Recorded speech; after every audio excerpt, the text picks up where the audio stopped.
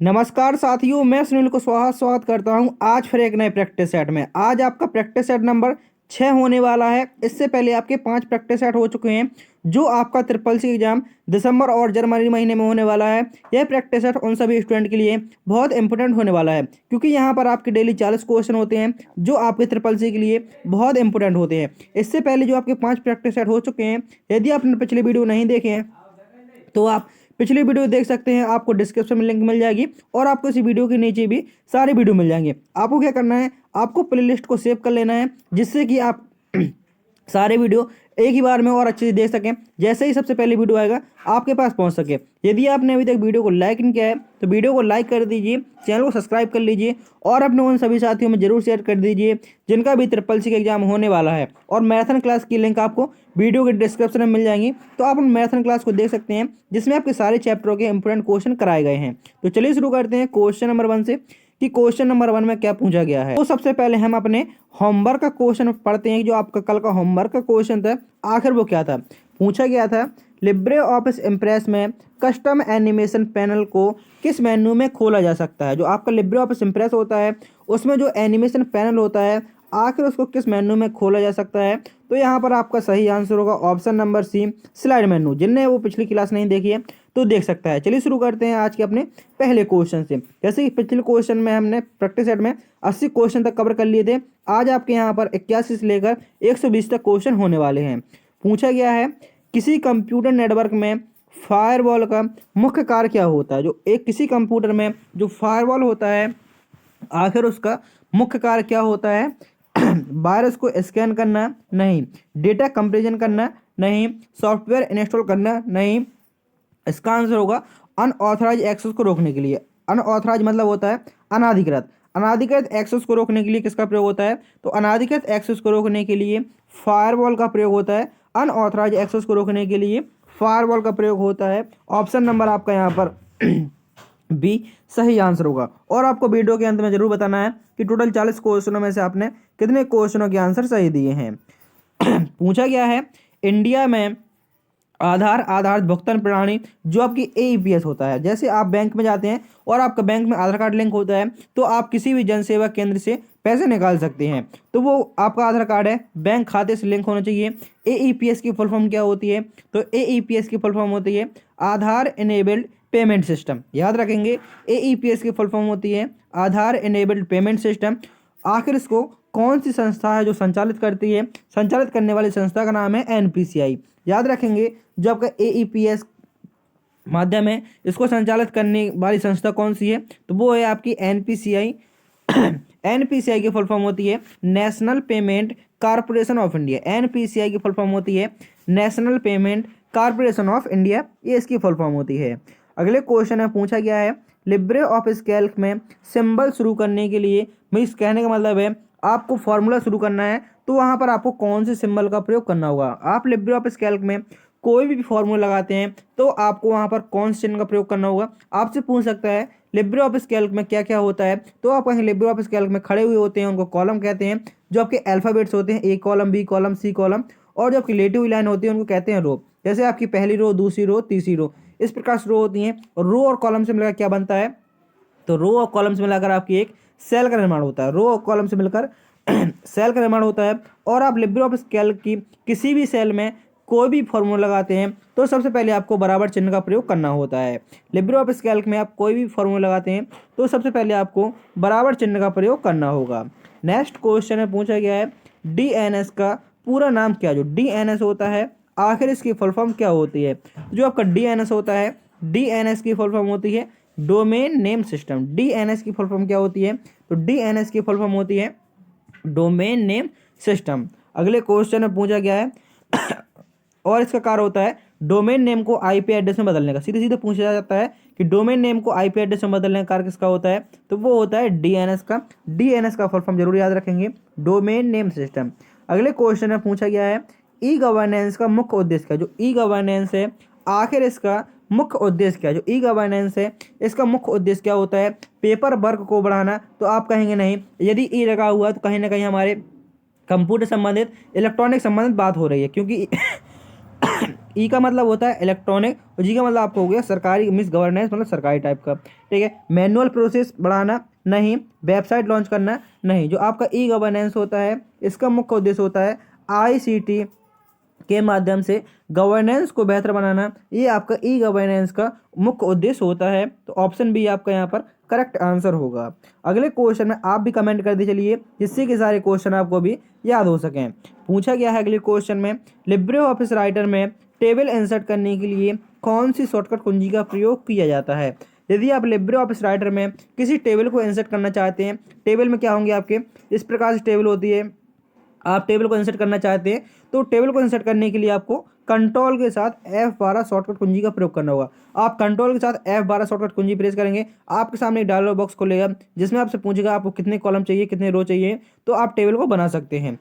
याद रखेंगे Libre office writer में टेबल को इंसर्ट करने के लिए किसका प्रयोग करेंगे, तो कंट्रोल के साथ F12 शॉर्टकट कुंजी का प्रयोग किया जाता है टेबल को इंसर्ट करने के लिए।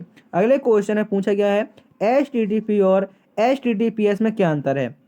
तो सबसे पहले हम दोनों की फुल फॉर्म जानते हैं।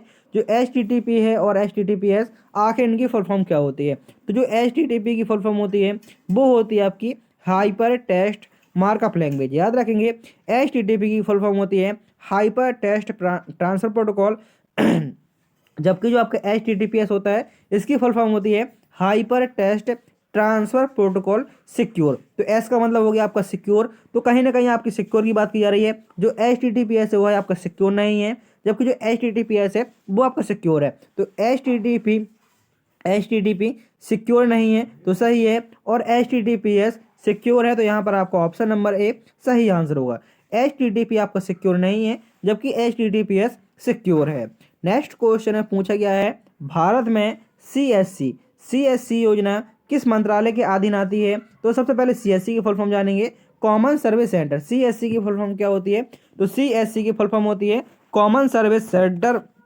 आखिर ये किस मंत्रालय के अधीन है, वित्त मंत्रालय नहीं, गृह मंत्रालय नहीं, शिक्षा मंत्रालय नहीं, तो यह आपके किस मंत्रालय के अधीन है, तो यह आपके इलेक्ट्रॉनिक्स और सूचना प्रौद्योगिकी मंत्रालय के अधीन है। CSC का फुल फॉर्म जरूर याद रखेंगे, काफी बार पूछा जा चुका है। CSC का फुल फॉर्म होता है कॉमन सर्विस सेंटर। अगले क्वेश्चन में पूछा गया है, लिब्रे ऑफिस इम्प्रेस में स्लाइड शॉर्ट रिव्यू का प्रयोग किसके लिए किया जाता है। जो आपका लिब्रे ऑफिस इम्प्रेस होता है, आखिर इसमें जो आपकी स्लाइड शॉर्ट रिव्यू होता है उसका प्रयोग किसके लिए होता है। तो लिब्रे ऑफिस इम्प्रेस में जो आपका स्लाइड शॉर्ट रिव्यू होता है उसका प्रयोग होता है स्लाइड को रिकॉर्डर और मैनेज करने के लिए। स्लाइड शॉर्टर से क्या होगा, जैसे आप स्लाइड शॉर्टर पर जाएंगे तो जितनी भी स्लाइड होंगी आपके सामने सारी स्लाइड यहाँ पर आ जैसे एक साथ आ जाएंगी, आप उनको अरेंज कर सकते हैं, आगे पीछे कोई स्लाइड रखनी है।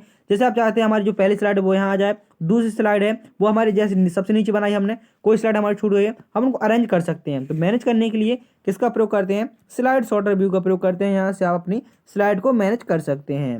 नेक्स्ट क्वेश्चन में पूछा गया है, ट्रोजन हॉर्स क्या है। जो ट्रोजन हॉर्स होता है आखिर ये क्या होता है, क्या यह एक एंटीवायरस सॉफ्टवेयर है, तो नहीं, क्योंकि ये आपका कहीं ना कहीं हानिकारक वाला होता है। ट्रोजन हॉर्स ये मेलवेयर जो अपने को वैध प्रोग्राम की तरह प्रस्तुत करता है। तो आंसर होगा ट्रू, क्योंकि यह ना तो आपका बैकअप है ना ये फायरवॉल। तो याद रखेंगे, तो जो ट्रोजन हॉर्स होता है वो क्या होता है, तो ट्रोजन हॉर्स होता है ये आपको वैध वैध मतलब होता है कि आपको ऐसा लगेगा जी हमारे लिए बहुत इंपॉर्टेंट है और यह आपका मान्यता प्राप्त है, लेकिन यह क्या करता है, वैध प्रोग्राम के रूप में प्रस्तुत होता है। आपको पता ही नहीं चलेगा कि आपका वायरस है या नॉर्मल है, आपको ऐसा लगेगा काम का है लेकिन ये वायरस होता है। ये होता है ट्रोजन। मेलवेयर जो अपने को वैध वैध मतलब होता है कि आपको ऐसा लगे ये बिल्कुल सही हो, लेकिन ऐसा नहीं होता है, वो होता है आपका ट्रोजन हॉर्स। मतलब कहने का आपको ये नकली पहचान बनाकर आपको ऐसा लगेगा ये सॉफ्टवेयर हमारे लिए बहुत इंपॉर्टेंट है, ये प्रोग्राम हमारे लिए बहुत इंपॉर्टेंट है, और डाउनलोड हो जाएगा और आप कहीं ना कहीं आपके सिस्टम को, सॉफ्टवेयर में जो आपका प्रोग्राम है उनको नुकसान पहुंचाएगा। अगले क्वेश्चन में पूछा गया है, डिजिटल लॉकर सेवा की शुरुआत किस वर्ष हुई। जो आपकी डिजिटल सेवा है, डिजी लॉकर सेवा है, आखिर इसकी शुरुआत कब हुई थी। क्या आपकी 2013 में हुई थी, नहीं, 14 में भी नहीं हुई, 16 में भी नहीं हुई, तो कब हुई थी आपकी डिजी लॉकर की शुरुआत, सेवा की शुरुआत सन 2015 में हुई थी। इसको जरूर याद रखेंगे। नेक्स्ट क्वेश्चन में पूछा गया है, question number 92, Libre office Calc में विजार्ड फंक्शन। जो आपका लिब्रे ऑफिस कैल्क होता है, आखिर उसमें विजार्ड फंक्शन खोलने के लिए किस मेन्यू का प्रयोग करते हैं। तो सॉरी कौन सी शॉर्टकट कुंजी का और कौन सी मेन्यू का प्रयोग करते हैं, तो आप कहेंगे शॉर्टकट कुंजी होती है कंट्रोल के साथ F2 और ये ऑप्शन होता है आपका फाइल मेन्यू में। याद रखेंगे, सीधे सीधे क्वेश्चन पूछा जाता है कि लिब्रे ऑफिस कैल्क में जो आपका विजार्ड का ऑप्शन है वो किस मेन्यू में मिलता है, तो वह आपका फाइल मेन्यू के अंतर्गत मिल जाता है। नेक्स्ट क्वेश्चन पूछा गया है इंटरनेट प्रोटोकॉल का मुख्य कार्य क्या है। जो इंटरनेट प्रोटोकॉल होता है आखिर इसका मुख्य कार्य क्या होता है, तो आप देखेंगे सबसे पहले आपका आईपी का फुल फॉर्म इंटरनेट प्रोटोकॉल। इसका मुख्य कार्य होता है एड्रेसिंग और राउटिंग। एड्रेसिंग और राउटिंग करने का कार्य किसका होता है, तो वो होता है आपका आईपी का फुल फॉर्म इंटरनेट प्रोटोकॉल होता है।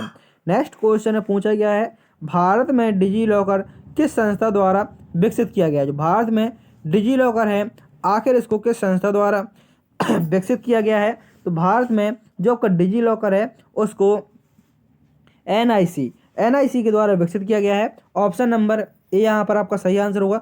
आधार कार्ड से संबंधित आपके जो भी कार्य होते हैं, आधार कार्ड संबंधित जो भी कार्य होते हैं वह आपके UIDAI में होते हैं। NPCI का full form national payment corporation of India और RBI का full form reserve bank of India.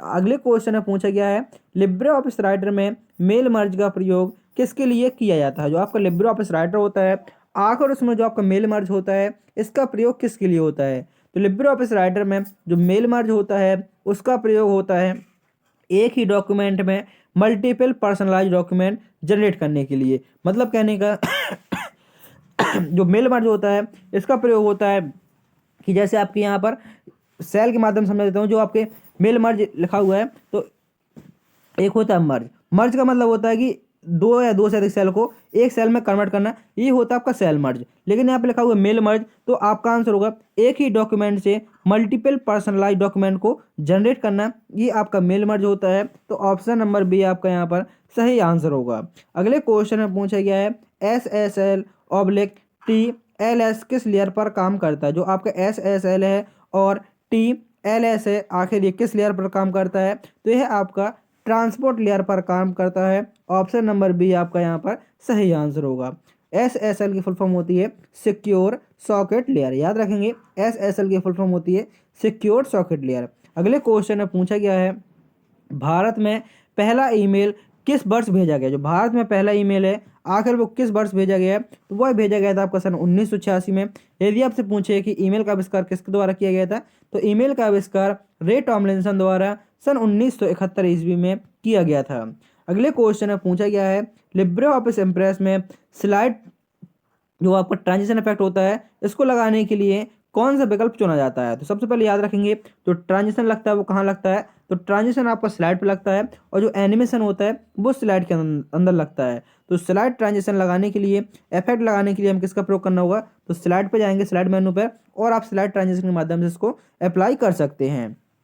कल एक स्टूडेंट कमेंट आया था कि सर कीबोर्ड एक इनपुट डिवाइस है। यदि मैंने उसमें कहीं बता दिया हो कि कीबोर्ड एक इनपुट डिवाइस है, तो मैंने ही शायद इनपुट डिवाइस बताया। यदि मैंने आउटपुट डिवाइस बता दिया तो आप उसके लिए सॉरी, क्योंकि जो कीबोर्ड होता है, माउस होता है, स्कैनर होता है, वो सभी आपकी इनपुट डिवाइस होती हैं। जो प्रिंटर हो गया, प्लॉटर हो गया, स्पीकर हो गया, ये आपकी आउटपुट डिवाइस होती हैं।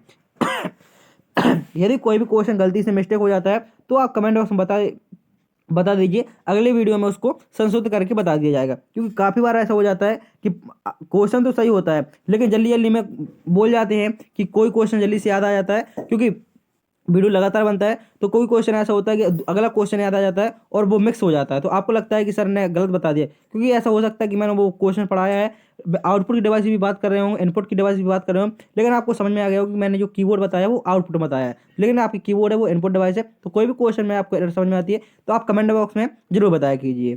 पूछा गया है अगले क्वेश्चन में फिशिंग अटैक किसे कहते हैं। जो फिशिंग अटैक है आखिर वो किसे कहते हैं, आपको 100% भरोसा रख के चलना होगा, क्योंकि मैं जो पढ़ाता हूँ सारे क्वेश्चन सही होते हैं। बाई चांस एक क्वेश्चन या दो क्वेश्चन कभी बाई चांस कभी गलत हो जाते हैं, बाकी आपको किसी भी क्वेश्चन में कोई भी एरर देखने को नहीं मिलेगी। इतने वीडियो डाले हैं, सिर्फ एक क्वेश्चन में आपको एरर देखने को मिली है, वो आपके कीबोर्ड वाले में। तो पूछा गया ऐसा नहीं है कि हर सेट में क्वेश्चन गलत होते हैं, बाई चांस कभी कोई सेट में एक आध क्वेश्चन गलत हो जाता है। पूछा गया है फिशिंग अटैक किसे कहते हैं। जो फिशिंग अटैक है आखिर वो किसे कहा जाता है, तो फिशिंग अटैक होता है वो होता है आपको एक हैकर झूठी वेबसाइट या ईमेल से आपका डेटा चुराता है। जो फिशिंग होता है फिशिंग का मतलब आपको नॉर्मल समझा रहा हूँ। फिशिंग होता है, फिशिंग का मतलब आपने सुना होगा जैसे कुछ नहीं होता, स्टूडेंट कुछ नहीं आता, वो कहता है मछली पकड़ना। तो आप जैसे मछली पकड़ने वाले को देखा होगा आपने, तो वो क्या करता है, वो आपको कांटे में, जो कांटा भी होता है पकड़ने वाला होता है, उसमें कुछ फंसा देता है आटा टाइप का, जिसमें मछली खाने आती है तो उसमें फंस जाती है। मतलब क्या होता है उसका कि मछली आती है खाने के लालच में, क्योंकि मछली को लगता है सिर्फ मेरा मेरा वो जो भोजन आया है मुझे इसको खाना चाहिए, लेकिन वो फंस जाती है। ठीक इसी प्रकार आपके पास मेल आते हैं और वेबसाइट के माध्यम से आपको लगेगा ये हमारे काम का है, लेकिन जैसे ही आप उसको खाने जाते हैं, आप उसको डाउनलोड कर लेते हैं या अपने कंप्यूटर में डाल लेते हैं, तो आपका कंप्यूटर हैक हो जाता है या किसी प्रकार से आपके फ्रॉड हो सकता है, तो वो आपको होता है, आपका डेटा चोरी हो सकता है। ठीक इसी प्रकार आप फिशिंग से याद रखेंगे कि जो फिशिंग होता है हैकर द्वारा झूठी वेबसाइट या ईमेल से यूजर का डेटा चुराने का होता है। उम्मीद करता हूँ कि आपको बहुत अच्छे से समझ में आ गया होगा। नेक्स्ट क्वेश्चन, CSC योजना के अंतर्गत कौन सी सेवाएं उपलब्ध कराई जाती हैं? तो CSC सेवा के अंतर्गत आपकी बैंकिंग, इंश्योरेंस, ई गवर्नेंस, ये सभी सेवाएं आपकी उपलब्ध कराई जाती हैं। कमेंट बॉक्स में जरूर बताएंगे कि CSC का फुल फॉर्म क्या होता है। कमेंट बॉक्स में जरूर बताना है कि CSC का फुल फॉर्म क्या होता है। यहाँ पर आपके 20 क्वेश्चन पूरे होते हैं और आपके लिए मैथन क्लास की जो लिंक है वो वीडियो के डिस्क्रिप्शन में है। आप इस वीडियो के बाद मैथन क्लास एक एक करके कवर कर लीजिए। 4 से 5 मैथन क्लास हैं। एक मैथन क्लास में आपके 1000 क्वेश्चन है, दूसरी मैथन क्लास में आपके 1100 क्वेश्चन है, एक मैथन क्लास में 500 क्वेश्चन है और एक मैथन क्लास में आपकी 600 क्वेश्चन है। ये आपकी 4 मैथन क्लास हैं। आपको वीडियो में सारी ये मैथन क्लास मिल जाएंगी, तो आप इनको धीरे धीरे करके अपने देख लीजिएगा, क्योंकि आपका एग्जाम जो दिसंबर वालों का है वो आपका 21 से लेकर 24 दिसंबर के बीच होने वाला है। आपके पास अभी 15 से 16 दिन का समय बचा हुआ है, तो आप धीरे धीरे करके ये मैथन क्लास देख लीजिए और आपके लिए एक स्पेशल मैथन क्लास आएगी जो आपके एग्जाम से 1 या 2 दिन पहले आएगी। तो जब तक आप इन मैथन क्लास को पढ़ लीजिए, देख लीजिए, और आपको टेलीग्राम ग्रुप से ज्वाइन हो जाना है। वहाँ पर आपको इसके PDF मिल जाएंगे और जो आपको जो भी डाउट होता है तो आप टेलीग्राम ग्रुप पे पूछ सकते हैं और आप कमेंट बॉक्स में पूछ सकते हैं। आप देखेंगे जिस भी स्टूडेंट का कमेंट आता है, यदि उसका क्वेश्चन बताने लायक होता है, ये अच्छा क्वेश्चन होता है, तो सभी के क्वेश्चन आपको आंसर जरूर दिए जाते हैं। तो कमेंट बॉक्स में कोई भी डाउट होता है तो जरूर आप पूछ सकते हैं, उसका आंसर आपको तुरंत मिलेगा। मतलब कहने का आपको 1 घंटे या 1.5 घंटे के अंदर आपको आंसर उसका मिल जाएगा। अगले क्वेश्चन में पूछा गया है, लिब्रे ऑफिस कैल्क में चार्ट बनाने के लिए कौन सी लिब्रे ऑफिस कैल्क में चार्ट बनाने के लिए कौन सा शॉर्टकट प्रयोग किया जाता है? तो जो आपका लिब्रे ऑफिस कैल्क होता है उसमें चार्ट को बनाने के लिए हम प्रयोग करेंगे F4 का। नेक्स्ट क्वेश्चन पूछा गया है क्वेश्चन नंबर 102 में, DHCP का फुल फॉर्म क्या होता है? जो DHCP होता है, आखिर इसका फुल फॉर्म क्या होता है? तो DHCP का फुल फॉर्म होता है डायनेमिक होस्ट कॉन्फ़िगरेशन प्रोटोकॉल। याद रखेंगे, तो DHCP होता है, इसका फुल फॉर्म होता है dynamic host configuration protocol. Option number B आपका यहाँ पर सही आंसर हो जाएगा। नेक्स्ट क्वेश्चन में पूछा गया है, NIC NET किस प्रकार का नेटवर्क है? तो यह आपका वाइड एरिया नेटवर्क है। मतलब कहेंगे जो आपका लैन नेटवर्क होते हैं वो आपके मुख्यतः 3 प्रकार के होते हैं। एक होता है लैन होता है, पहला होता है लैन, दूसरा होता है मैन और तीसरा होता है बैन। जो आपका PN होता है पर्सनल एरिया नेटवर्क, PN, लेकिन जो मुख्यतः होते हैं वो 3 प्रकार के होते हैं, local area network, metropolitan area network और वाइड एरिया नेटवर्क। तो जो आपका NIC NET होता है वो आपका वाइड एरिया नेटवर्क के अंतर्गत आ जाता है। नेक्स्ट क्वेश्चन में पूछा गया है, लिब्रे ऑफिस राइटर में थिसोरस खोलने के लिए कौन सी शॉर्टकट कुंजी का प्रयोग करते हैं और इससे क्या होता है? तो लिब्रे ऑफिस राइटर में थिसोरस खोलने के लिए हम Ctrl+F7 शॉर्टकट कुंजी का प्रयोग करते हैं और इससे क्या होता है? तो यदि आप किसी भी मीनिंग किसी वर्ड के विलोम शब्द या एंटोनिम्स, जिसको सिनोनिम्स या एंटोनियम्स विलोम शब्द या पर्यायवाची कहते हैं, उनको निकालने के लिए आप किसका प्रयोग करेंगे? थिसोरस का प्रयोग कर सकते हैं। अगले क्वेश्चन में पूछा गया है, IP एड्रेस। ये आपके सामने एक IP एड्रेस दिया हुआ है 192.68.100.0.1 किस क्लास का है? तो आप पहली वीडियो में जाएंगे, जब इसका प्रैक्टिस सेट नंबर 1 देखेंगे तो आप देखेंगे उसमें आपकी सारी क्लास को बहुत अच्छे से करवाया गया है। तो आप उस वीडियो को देख लीजिएगा, उसमें सारी क्लास आपको जाएंगे। क्लास जो आपका IP एड्रेस होता है उसमें टोटल 5 क्लास होती हैं, ABCDE, और जो आपकी रेंज होती है वो होती है 0 से लेकर 255 तक की रेंज होती है। एक क्लास का एड्रेस कितना होता है B का कितना होता है?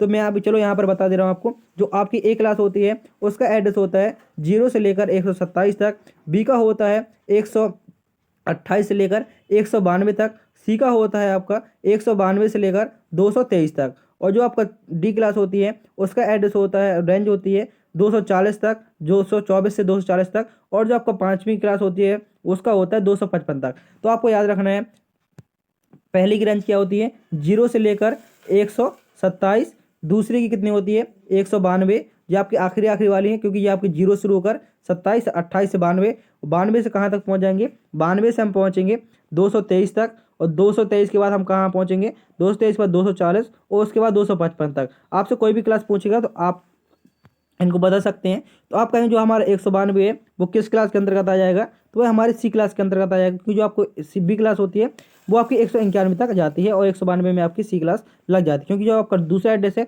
आप कहेंगे 192 बताया, लेकिन जो आपका अगला वाला एड्रेस है वो आपका ज़्यादा है, क्योंकि हमारा 192 पर खत्म हो जाता है, लेकिन 192 में जितनी भी तक जाएंगे वो हमारी अगली क्लास में पहुँच जाते हैं।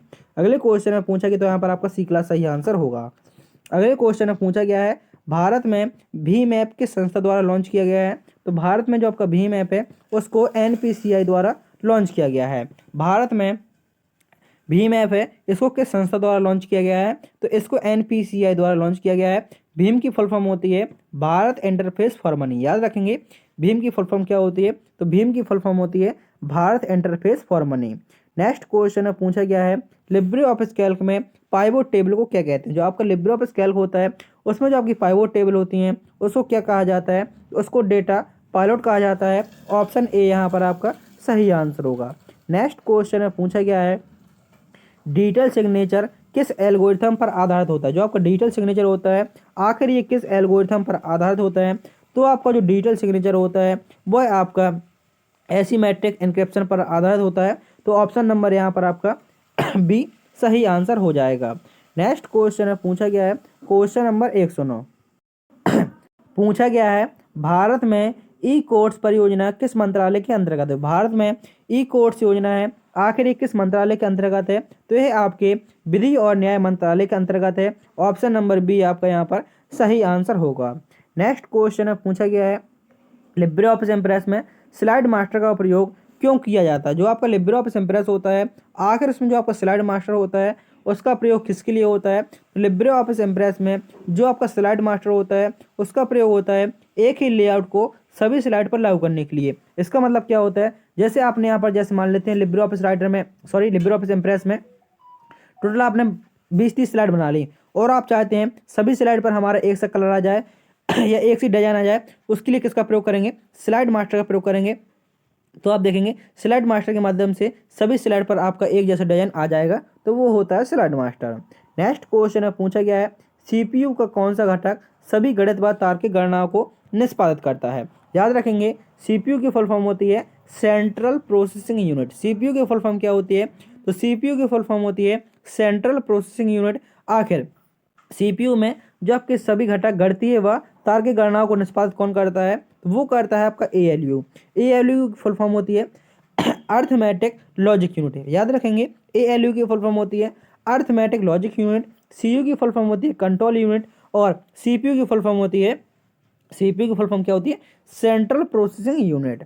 अगले क्वेश्चन में पूछा गया है HTML में जो आपका ए टैग होता है, ये क्वेश्चन आपका कल भी हुआ था। ए टैग का प्रयोग होता है लिंक बनाने के लिए, किसका प्रयोग करते हैं, ए टैग का प्रयोग करते हैं। और आपको कमेंट में बताना है कि हाइपर लिंक जोड़ने के लिए कौन सी शॉर्टकट कुंजी का प्रयोग करते हैं। हाइपर लिंक बनाने के लिए कौन सी शॉर्टकट कुंजी का प्रयोग करते हैं, इसका आंसर आप सभी को कमेंट बॉक्स में बताना है। नेक्स्ट क्वेश्चन में पूछा गया है जो आपका MS पावर पॉइंट होता है या आपका लिब्रे ऑफिस इम्प्रेस, दोनों में आपके प्रेजेंटेशन बनते हैं, दोनों में स्लाइड होती हैं, दोनों में स्लाइड आपकी F5 से रन होती हैं। तो पूछा गया है जो आपका लिब्रे ऑफिस इम्प्रेस और MS पावर पॉइंट है स्लाइड सॉर्टर का प्रयोग किसके लिए होता है, तो अभी बताया मैंने जो आपका स्लाइड सॉर्टर होता है उसका प्रयोग होता है स्लाइड को क्रमबद्ध व्यवस्था में देखना। स्लाइड होती हैं उनको एक क्रम से देखने के लिए किसका प्रयोग होता है, तो आपका स्लाइड सॉर्टर होता है। उस स्लाइड मास्टर मतलब क्या होता है, जैसे एक टीचर होता है, जैसे मैं पढ़ा रहा हूँ तो आप सभी स्टूडेंट को एक जैसा पढ़ा रहा हूँ, ठीक है, तो वो होता है सबको एक जैसा करना। मास्टर हो गया एक जैसा करना और सॉर्टर हो गया कि उनको एक क्रम में लगाना, जैसे सॉर्ट करने का तरीका होता है कि उनको एक क्रम में लगाना, असेंडिंग डिसेंडिंग, वो होता है आपका सॉर्टर। अगले क्वेश्चन में पूछा गया है फिशिंग अटैक मुख्यतः किस माध्यम से किया जाता है। जो फिशिंग अटैक है आखिर ये मुख्यतः किस माध्यम से किया जाता है तो यह आपका फ्रॉड ईमेल और वेबसाइट के माध्यम से होता है। जो फिशिंग अटैक होता है वह आपका ईमेल और वेबसाइट के माध्यम से होता है। नेक्स्ट क्वेश्चन में पूछा गया है BIOS का पूर्ण रूप क्या होता है। जो BIOS होता है इसका फुल फॉर्म होता है बेसिक इनपुट आउटपुट सिस्टम। याद रखेंगे जो BIOS होता है इसका फुल फॉर्म होता है बेसिक इनपुट आउटपुट सिस्टम और ये आपका कहाँ पर स्थित होता है, तो यह आपका रोम में स्थित होता है। रोम की फुल फॉर्म होती है रीड ओनली मेमोरी, और बायोस की फुल फॉर्म जरूर याद रखेंगे, बेसिक इनपुट आउटपुट सिस्टम इसकी फुल फॉर्म होती है।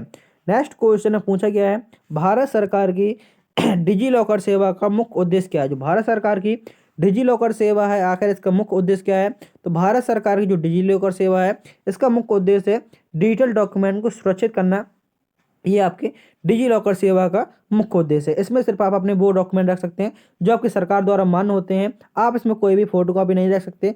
सिर्फ जैसे आप आधार कार्ड है तो आप इसमें अपना आधार नंबर डालेंगे, आपका आधार कार्ड जनरेट हो जाएगा। आपका हाई स्कूल की मार्कशीट है, आप इसके अंदर हाई स्कूल की मार्कशीट का रोल नंबर डालेंगे, ये डालेंगे, आपकी मार्कशीट आ जाएगी। इंटर की मार्कशीट मीन्स जो भी आपकी सरकार द्वारा मान्य होते हैं, आप इसमें कोई फोटो कॉपी नहीं रख सकते। इसमें जो भी होंगे आपके ओरिजिनल डॉक्यूमेंट होंगे, और ये डॉक्यूमेंट आपके ऑल इंडिया वैलिड होते हैं। आप कहीं पर भी डिजी लॉकर में दिखा देते हैं डॉक्यूमेंट तो वो आपके 100% वैलिड होते हैं।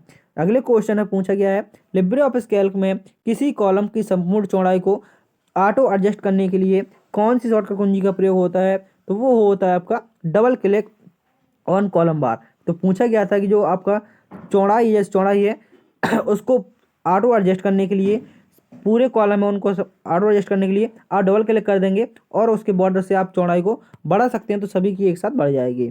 अगले क्वेश्चन में पूछा गया है फायरवॉल का मुख्य उद्देश्य क्या होता है। तो अभी मैं पहले क्वेश्चन में पढ़ा था कि फायरवॉल का मुख्य उद्देश्य होता है अनऑथराइज एक्सेस को रोकना।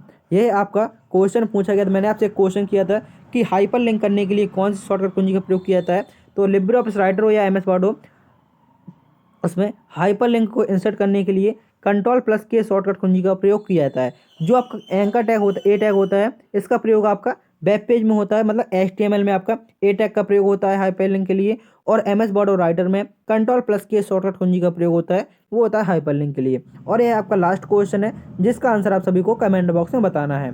पूछा गया है IP एड्रेस IPv6 में कितने बिट्स होते हैं। जो आपका IPv6 इंटरनेट प्रोटोकॉल वर्जन 6 से आखिर ये कितने बिट्स का होता है, 32 बिट का, 64 बिट, 128 बिट या 256 बिट। तो इसका आंसर आप सभी को कमेंट बॉक्स में बताना है। उम्मीद करता हूँ कि आपको वीडियो पसंद आया होगा। यदि आपने अभी तक चैनल को सब्सक्राइब नहीं किया तो चैनल को सब्सक्राइब कर लीजिए, वीडियो को लाइक करके अपने उन सभी साथियों में जरूर शेयर कर दीजिए। और आपके सामने ये मैथन क्लास आ चुकी होंगी, तो आप कोई भी मैथन क्लास देख लीजिए, वह सभी आपके लिए इंपॉर्टेंट होंगी। तो मिलते हैं अगली क्लास में, जब तक के लिए अपना पढ़ते रहिए, रिवीजन करते रहिए और अपनी तैयारी में बेहतर लगे रहिए।